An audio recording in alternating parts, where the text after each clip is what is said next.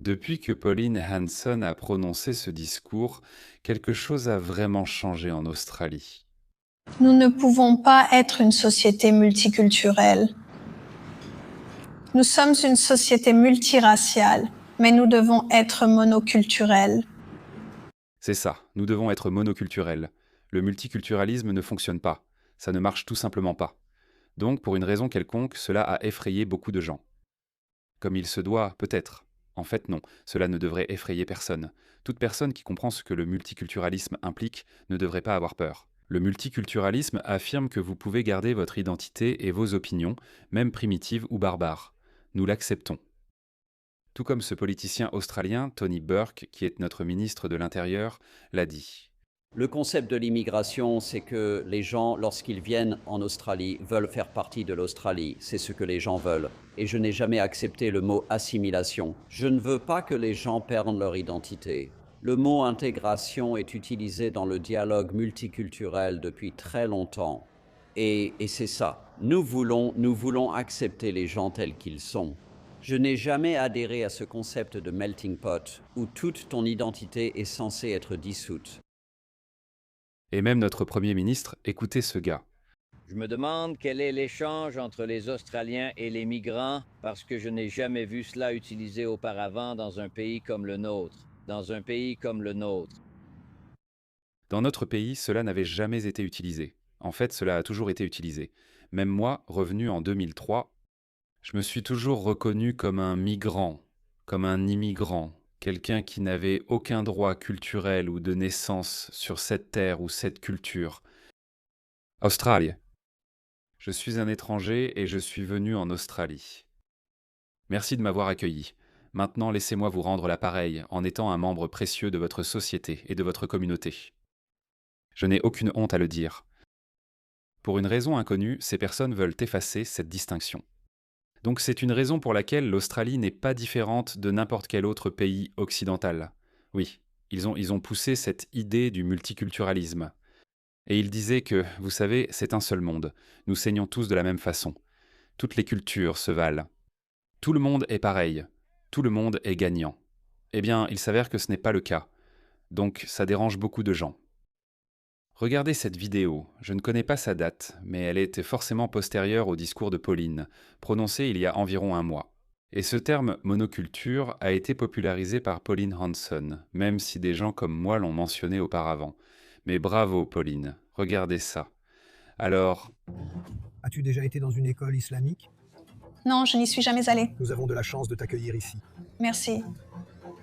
C'est la première fois que Pauline s'assoit pour discuter avec ceux qui semblent être directement visés par la monoculture. L'Australie n'est pas juste l'endroit où je vis, c'est chez moi. C'est un pays qui m'a donné la liberté d'être moi-même et de poursuivre mes ambitions et mes rêves sans limite. es-tu australien d'abord ou musulman d'abord? Es-tu d'accord avec les valeurs musulmanes, comme tuer les homosexuels, tuer les apostates? C'est ce que j'aurais dit. Mais encore une fois, Pauline est une politicienne. C'est une personne gentille. Évidemment, elle ne va probablement pas... En fait, je n'ai pas vu cette vidéo. Voyons si elle pose ces questions. D'accord. L'Australie est le seul foyer que j'ai jamais connu et c'est un pays dont je suis incroyablement fière. Je ne comprends tout simplement pas ce point. Vous savez, voyons ce que dit Pauline, que l'Australie est le seul pays que j'ai connu. C'est ton problème. Et tu devrais en être conscient. Que l'Australie est le seul pays que tu as connu comme chez toi. Alors peut-être que tu devrais vraiment travailler dur pour le garder. Tu devrais t'opposer à ceux qui s'en prennent à la société australienne dans son ensemble. Peut-être qu'au lieu de t'associer à ceux qui veulent nuire à l'Australie et à ses valeurs, tu devrais y réfléchir. Pense-y. L'Australie est le seul foyer que j'ai jamais connu et c'est un pays que je suis incroyablement fière d'appeler mon pays. Née au Pakistan, j'ai déménagé en Australie avec ma famille à 3 ans et demi. Et je peux dire avec confiance que je suis fière d'être australienne. Mon Dieu, regarde ça. Regarde comme Trump l'a dit, il ne nous envoie pas les meilleurs ni les plus brillants. Sénateur, si votre enfant ou petit-enfant avait un ami musulman proche, encourageriez-vous cette amitié? Pourquoi ou pourquoi pas? Eh bien, cela dépend du caractère du musulman. Quel genre de musulman est-ce? Est-ce qu'il est un musulman qui boit de l'alcool, moderne, qui va en boîte, vous savez, apparemment culturellement australien, ou est-ce qu'il est plutôt du genre Allahu Akbar, boum boum? Est-ce qu'il est ce genre de musulman? Alors je dirais non, mon fils, tiens-toi loin de lui, et je ferai tout ce qui est en mon pouvoir. Je crierai sur tous les toits pour faire sortir ce genre de musulman d'Australie. C'est juste? Je n'ai aucun problème avec ça. Quelle politicienne, Pauline. Pauline, tu as besoin d'un envoyé spécial pour combattre les islamistes. C'est moi. En réalité, non, ce n'est pas moi. Je ne veux aucun poste officiel. Je suis très paresseux, mais je peux... Je peux former ton personnel avec des personnes ayant des amis musulmans. Oui, tu sais, ce n'est pas une question d'être musulman, c'est une question de radicalisation. Nous voyons tant de radicalisation dans ce pays. Les gens ont maintenant peur des attaques. La plupart des attaques dans ce pays viennent de l'islam radical. C'est là que se trouve mon inquiétude. Sans surprise, c'est le niqab de Nabiha qui attire la colère de Pauline. Veux-tu le porter toi-même, personnellement, ou est-ce que ta mère le porte? Ma mère le porte, mais j'ai choisi de le porter. Elle m'a dit que ce serait mieux que je le fasse quand je serai plus grande. Mais j'ai toujours voulu le faire depuis que je suis petite. Et en grandissant jusqu'à cet âge, mon envie de le porter est devenue encore plus forte. Et oui, c'était mon propre choix. Oui, donc complètement endoctrinée, vous savez, elle est complètement endoctrinée dans la foi islamique, ce qui est tout à fait acceptable. C'est ça que signifient les modes de vie. C'est ça que signifie la culture, non? Une femme australienne ou une fille australienne serait élevée où elle grandirait avec les valeurs australiennes, où on l'encouragerait à s'habiller. Ce que nous percevons comme normal, vous voyez, un peu comme la façon dont Pauline Hanson s'habille en ce moment. On peut dire que Pauline a été endoctrinée par les valeurs australiennes? Oui, c'est ainsi que fonctionnent les cultures. Mais le problème, c'est que nous ne voulons pas que votre valeur culturelle soit propagée en Australie parce que nous ne voulons pas que 5, 10, 20, 50% des femmes australiennes s'habillent comme vous. Parce qu'une fois que cela arrive, une fois que nous laissons vos valeurs médiévales prospérer sans contrôle, alors l'Australie va perdre sa propre identité. Pauline est une représentante de cette identité. C'est ainsi que nous attendons des femmes occidentales ou des femmes en Australie qu'elles s'habillent. C'est plutôt juste. Encore une fois, même si je ne me moque pas de votre code vestimentaire ou de vos valeurs culturelles ou quoi que ce soit, nous ne voulons pas de cela. C'est parfaitement juste. Pourquoi ressens-tu le besoin de le porter? Parce que j'ai l'impression que c'est une façon pour moi de renforcer ma connexion avec mon Dieu. Je ressens une liberté face aux standards de beauté, car je vois toujours beaucoup de filles autour de moi. Elles sont rabaissées à cause de leur apparence, et le fait de le porter me donne l'impression que... Elles sont rabaissées à cause de leur apparence. Donc, si on ne peut pas me voir, on ne peut pas me rabaisser. D'accord, c'est une façon très intéressante de voir les choses. D'accord, admettons. Les gens ne voient pas vraiment mon visage, donc ils ne me jugent pas sur mon apparence. Ils se concentrent plus sur, eh bien... On te juge malgré tout sur ton apparence. Oui, je veux dire, on te juge toujours sur ton apparence. Si tu t'inquiètes que je sois moche et que les gens vont se moquer de mon apparence, eh bien les gens vont quand même se moquer de ton apparence à cause de la façon dont tu t'habilles. C'est la nature humaine. Est-ce poli ou gentil? Non, on ne devrait pas se moquer du visage des gens, peu importe leur laideur, comme ce gars-là. On ne devrait pas. Mais si on le fait, on ne devrait pas. Je comprends, mais on ne peut empêcher les gens de penser. Tu ne peux pas contrôler ces choses-là. Ça ne peut tout simplement pas arriver. Comme d'autres aspects de ma personnalité, comme ma façon de parler et ma façon d'interagir avec les autres. C'est ton choix, je le reconnais et je l'accepte. Mais de nombreuses femmes sont forcées de le porter contre leur volonté. Qu'est-ce que tu vois quand tu parles de vêtements australiens selon la culture australienne? Porterais-tu un bikini à la plage un jour? Non. C'est la culture australienne. Alors, c'est ça la vie à la plage en Australie. C'est à propos d'un bikini, symbole de la culture australienne. Porter un maillot à la plage est courant, mais si elle ne le fait pas, est-ce qu'elle n'est pas australienne? Elle est libre de choisir. Donc, si je n'adopte pas cette culture australienne, suis-je moins australienne que quelqu'un qui l'adopte? Oui. Ouf, heureusement que Pauline a dit quelque chose de percutant. Est-ce que toi-même, tu crois que les hommes devraient avoir, plusieurs épouses en Australie? Ce Ce n'est pas autorisé. Je pense qu'ils doivent suivre et respecter la loi australienne puisqu'ils ont choisi de vivre dans ce pays. Cependant, s'ils étaient dans un pays où il est permis d'avoir plusieurs épouses et qu'ils sont d'accord avec ça, alors je ne vois pas pourquoi il y aurait un problème. Oui, donc quand votre nombre augmente, et comme nous l'avons vu d'ailleurs, cela se passe en Australie, cela se passe en Grande-Bretagne. Il y a tellement de musulmans. C'est un cas documenté. Les hommes musulmans ont plusieurs épouses. Mohamed Hijab a récemment découvert une autre épouse secrète dans un hôtel également. Donc ils font ça. D'accord. Et ça, ce n'est qu'un avant-goût de ce qui va arriver. Évidemment, quand votre nombre augmente, vos valeurs culturelles vont aussi croître et vos pratiques culturelles également. C'est la raison pour laquelle Pauline Hanson et d'autres personnes s'inquiètent. En petit nombre, on pouvait tolérer cela. On pouvait l'ignorer. Ça n'aurait pas beaucoup d'importance. Mais à mesure que votre nombre augmente, cela devient une préoccupation pour nous. C'est une préoccupation tout à fait légitime. Encore une fois, ce n'est pas une attaque personnelle contre vous, mais nous ne voulons pas cela. Nous n'en voulons pas davantage. Les musulmans viennent ici sans respecter notre loi et continuent d'avoir plusieurs épouses selon la loi de la charia. Croyez-vous en la loi de la charia? Oui, Pensez-vous que cela devrait être autorisé ici en Australie? pas en Australie parce que c'est contre la loi. Mais si vous regardez, oui, Mais que se passe-t-il si vous devenez plus nombreux? ce n'est pas seulement chez les musulmans. Si vous regardez la population non musulmane, il y a aussi des hommes avec plusieurs femmes. Mais cela se produit quand même ici en Australie. Penses-tu que tes parents devraient avoir le droit de te marier à la personne qu'ils choisissent pour toi? Je ne vois pas de problème car mes parents savent ce qui est mieux pour moi. S'il y a un accord mutuel et que l'enfant est d'accord, il n'y a pas de raison qu'il y ait un problème. Bien sûr, il n'y a pas de problème. Tu vois, Pauline, encore une fois, c'est ce que je dis à beaucoup de gens en ce moment. On n'a pas besoin d'essayer de leur dire que, tu sais quoi, ta culture, ta religion est arriérée ou médiévale, même si je le fais. Et je l'ai fait pendant très longtemps. Je suis un expert dans ce domaine. Mais le débat a dépassé ce stade. Tu sais quoi? Tant mieux pour toi, ma fille.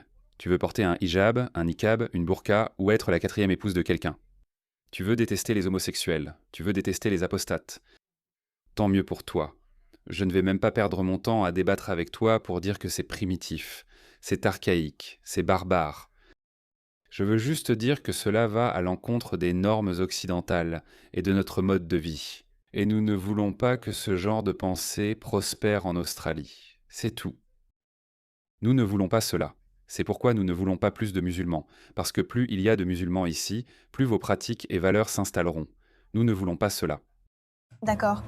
Ensuite, le mot en M que Pauline s'est désormais approprié. J'avais juste une question sur ce que vous pensez de la monoculture. Donc, quand vous parlez de monoculture, où est-ce que quelqu'un comme moi se situe là-dedans? Quelle facette de mon identité de musulmane australienne contribue selon vous à l'Australie et lesquelles non? Vous êtes une réfugiée ici, n'est-ce pas? Non, je suis née ici. D'accord, désolée. Vous êtes née ici, donc vous êtes australienne comme tous les autres qui sont nés ici. Voulez-vous vivre dans un pays sûr? Nous vivons dans un pays sûr. Comment savez-vous pour combien de temps? Pourquoi pense-t-on devoir tolérer ces gangs venus d'ailleurs, brandissant leurs machettes dans les rues, ce qui n'est jamais arrivé? En grandissant ici, cela n'existait pas. Donc, différentes cultures apportent avec elles beaucoup de mauvaises choses, mais aussi beaucoup de bonnes choses pour notre nation. Sénateur, puis-je parler de ces jeunes? Vous vouliez intervenir? Oh, que dois-je faire maintenant? C'est un point valable. Les gangs africains armés de machettes, en particulier les Soudanais. C'est un problème à importer. 50% de tous les jeunes en détention actuellement sont africains. 50% les gars, ils ne représentent qu'une petite partie de la population du Victoria. Les jeunes africains ne représentent que 0,1% de la population totale. Ils ne font que 0,1%.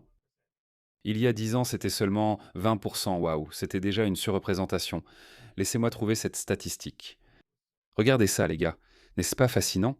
Le multiculturalisme, n'est-ce pas magnifique? Forte surreprésentation des jeunes Africains dans le système judiciaire du Victoria, où ils sont 2,6%. Désolé, ils représentent 2,6% de la population du Victoria, mais ils comptent pour 50% de tous les jeunes en détention, les jeunes Africains en détention. D'accord, cette statistique ne montre pas la situation d'il y a 10 ans. Oui, en hausse par rapport à 4% en 2012. Voyez, en 2012 seulement, 4% de tous les jeunes en détention étaient d'origine africaine.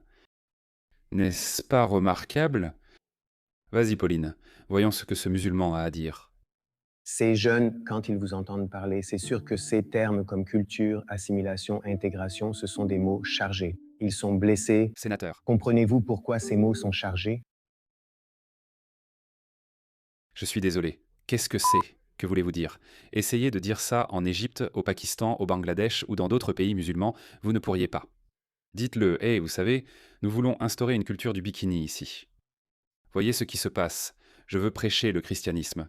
Vous savez, dans aucun des pays musulmans, vous ne pouvez réellement prêcher le christianisme. Seule l'Inde le permet, car c'est une société très inclusive et tolérante. Seule l'Inde agit ainsi. Au Pakistan, il est impossible de prêcher activement le christianisme. Oui, ils ont leurs églises, souvent incendiées, même dans certains pays. Je ne sais pas pour l'Indonésie, mais je suis presque sûr. La prédication chrétienne est permise en Indonésie, Malaisie et Turquie, mais reste très réglementée et limitée en pratique. Convertir des musulmans. Oui, voilà, faire du prosélytisme auprès des musulmans est strictement interdit dans ces 3 pays. Voilà, donc la prédication chrétienne n'est pas autorisée. Oui, tu veux que je prêche le christianisme à d'autres chrétiens? Il n'y a aucune chance que ce soit autorisé au Pakistan. La prédication chrétienne auprès des musulmans n'est autorisée dans aucun pays, alors qu'elle est permise en Occident. Liberté d'expression, liberté de religion. Et ces enfoirés considèrent ça comme allant de soi. Celui-là, il affirme c'est un terme connoté. Non, ce n'est pas vrai. Si tu n'aimes pas, pars. Les mots comme culture, assimilation, intégration ont une connotation négative. Ils blessent, sénateur. Comprenez-vous que certains les interprètent mal? Ils ne sont pas mal interprétés. Nous disons exactement ce que nous pensons. Vous ne vous êtes pas intégrés ni assimilés. Rentrez chez vous. Nous ne voulons pas que vos valeurs barbares et archaïques soient pratiquées et prospèrent ici. Maintenant, laissez-moi le répéter. Nous ne voulons pas de vos pratiques archaïques et barbares dans ce pays. Nous n'en voulons pas. Ce n'est pas une déformation. Vous pouvez blesser ces personnes. Vous savez quoi? Je me sens offensée que des gens ne veuillent pas adhérer à cette nation, ne veuillent pas se sentir australiens, parce que notre pays n'est plus celui dans lequel j'ai grandi. Ce n'est plus un endroit que je reconnais. Elle est venue, elle a vu, elle est partie. Et elle a conquis. Alors, qu'en as-tu pensé? Pauline est trop polie. Tu as besoin d'un bulldog. Oui, Pauline est trop polie. C'était assez intéressant. Tu sais, je ne veux pas de travail, mais mince, oh là là, je m'en frotte les mains. Je me disais, il y avait tellement de perches tendues, tellement d'occasions faciles qu'on aurait pu les envoyer dans les tribunes. Leurs opinions, tu sais, je ne suis pas forcément d'accord, mais je comprends d'où ils viennent. Ce sont de jeunes esprits. Endoctrinés. Mais ça reste toujours là. Tu sais, tu peux me parler, tu sais, des musulmans, ils ont toujours la foi, mais comme je l'ai dit, je suis totalement contre l'islam radical, et je le répéterai. Penses-tu que quoi que ce soit de ce que tu as dit a fait une différence dans leur façon de penser? Non. Non. Non, rien ne les a changés. Rien ne les changera. Les gars, rien ne les changera. C'est pour ça que je dis qu'on a dépassé le stade où ça sert encore à quelque chose de discuter avec eux. Moi, pendant la première partie de ma carrière d'ex-musulman, si on peut appeler ça comme ça, c'était surtout axé sur le fait de changer les cœurs et les esprits des musulmans. Essayer de les amener du bon côté, de les faire devenir apostates. Mais j'ai abandonné après 2023. Je pense que 2023 a été un tournant quand le Hamas a fait ce qu'il a fait. À ce moment-là, je me suis dit, tu sais quoi? Ces gars-là sont irrécupérables. Ils ne vont pas se débarrasser de leurs identités. Ils ne vont pas le faire. Peut-être que certaines personnes le font. Certaines personnes quittent l'islam. Certaines personnes se convertissent à l'islam. Je pense qu'il y a eu une enquête Pew réalisée en 2016. Je sais qu'une vieille enquête aux États-Unis montrait que le nombre de personnes qui se convertissent à l'islam et celui de celles qui quittent l'islam sont à peu près les mêmes.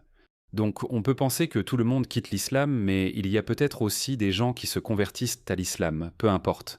Ce n'est pas ça qui m'intéresse. Je m'intéresse surtout à exclure l'islam de l'Occident, car il ne peut pas. Nous ne pouvons pas permettre à l'islam de s'implanter dans un pays occidental. Regardez ce qui est arrivé au Royaume-Uni. Regardez ce qui se passe en Suède. Regardez cette vidéo qui vient de sortir. Est-ce que j'ai perdu ça? Laissez-moi vous montrer ceci. Ceci est une vidéo, il y en a tellement. Regardez cette vidéo drôle. Ce sont les gens qui essaient de nous conquérir. Regardez-les. Regardez-les. Regardez ces gens. Apparemment, regardez-le. Il utilise une mitrailleuse. Il frappe Satan. Il lapide le diable. il lapide Satan. Apparemment, Allah l'attache à ce mur. Et regardez ça. Les musulmans sont en train de lapider. Ils sont en train de lapider. Le diable. D'accord, laissez-moi vous montrer ça. Les gars, c'est vraiment tragique. C'est vraiment tragique. Ça ne peut pas arriver. Waouh, donc évidemment, cette vidéo que je vous ai montrée, d'accord, avant ça, laissez-moi vous montrer ceci. C'est la vidéo que je voulais vous montrer. Regardez ça, ceci. C'est Matt, c'est la Suède, les gars. C'est la foutue Suède, mon Dieu. Regardez ça, la Suède, on l'associe à de belles personnes blondes, des rues propres. Regardez ce qu'ils ont foutu à la Suède. Si vous importez le tiers-monde, vous le devenez. C'est une tragédie. Bref, donc ce clip vidéo que je vous ai montré, il vient de l'émission australienne 60 Minutes. Liam Bartlett est un journaliste australien très renommé. Nous avons vu beaucoup de ses vidéos. Regardez ça. Donc il a aussi confronté Tommy Robinson, car je suppose qu'il a suivi Polan au Royaume-Uni pour faire son reportage à charge. Regardez ça.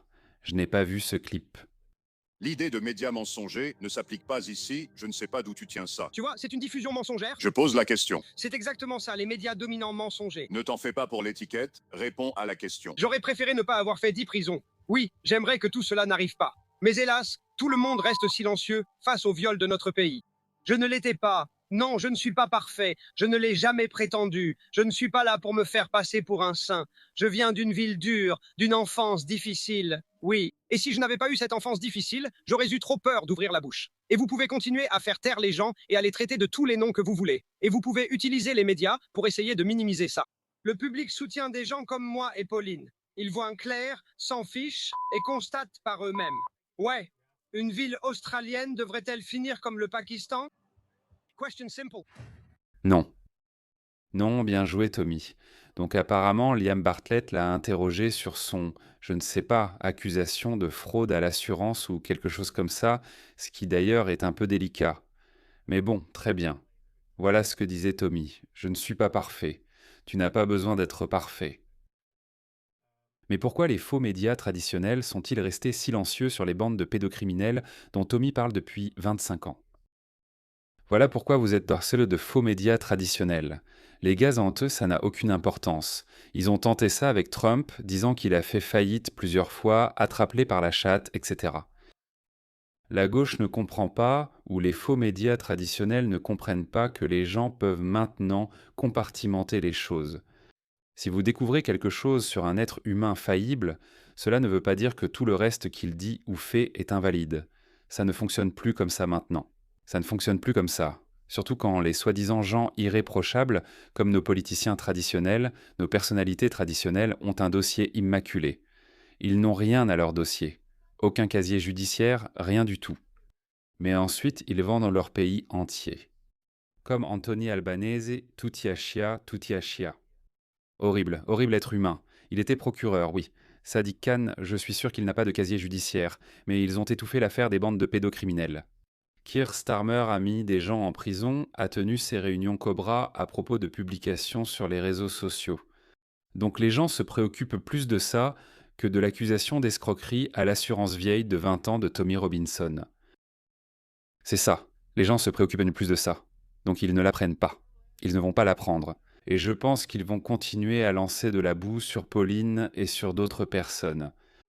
Ça va continuer d'arriver, les gars, mais les gens s'en fichent. C'est ça qui est beau. Il y a 10 ans, ils pouvaient enterrer des gens avec une petite accusation obscure. Ouais.